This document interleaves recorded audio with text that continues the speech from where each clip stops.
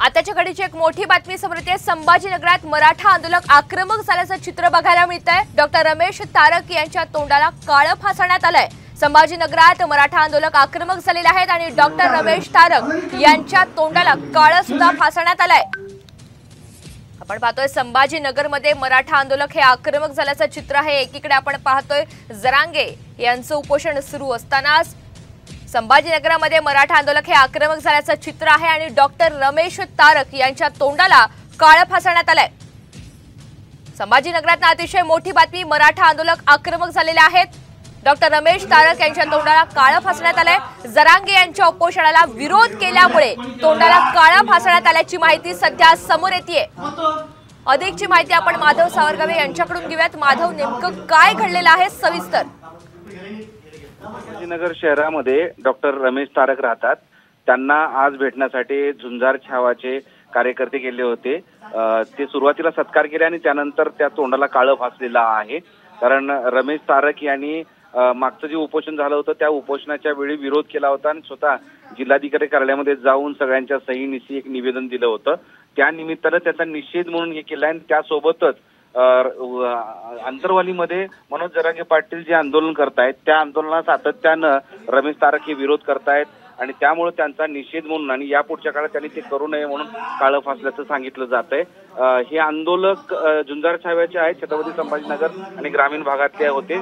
ते भेटण्यासाठी आल्यानंतर काळं फासलंय। या काळं फासल्यानंतर आता कळबुळ वाढली, कारण एक तर सध्या मराठा आणि ओबीसी असं आरक्षणाचं आंदोलन जोरदार पेटलेलं आहे आणि अशा स्थितीमध्ये अनुचित प्रकार घडू नये यासाठीची खबरदारी दोन्हीकडून घ्यायला हवी असं सांगितलं जाते। तसं आवाहन करण्यात येत आहे, सरकारच्या वतीने केलं होतं।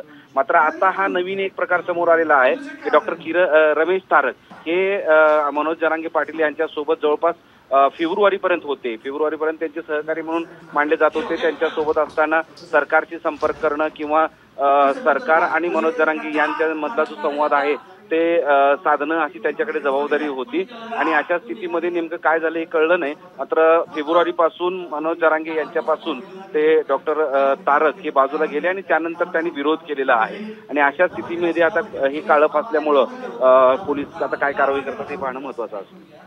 निश्चित माधव, तुम्ही सोबत राहा तर आपण पाहतोय तारक हे आपण जसं सांगताय माधव त्या पद्धतीनं काही महिन्यांपूर्वी जरांगे यांच्या सोबत होते, त्यांचे सहकारी म्हणून सुद्धा त्यांनी काम केलं। मात्र आता विरोधातली भूमिका घेतल्यामुळे कुठेतरी संभाजीनगरामध्ये मराठा आंदोलक हे आक्रमक झाल्याचं चित्र आहे।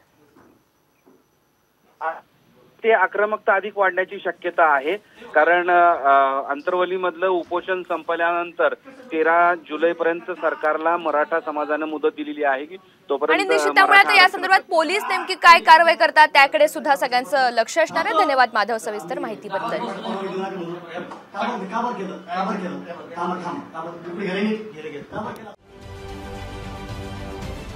महाराष्ट्रातील सर्व बातम्यांचे विश्वासार्ह व्यासपीठ सकाळच्या सर्व सोशल मीडिया प्लॅटफॉर्मला लाईक, फॉलो आणि सबस्क्राईब करा। तसंच सर्व नोटिफिकेशनसाठी बेल आयकॉन प्रेस करायला विसरू नका।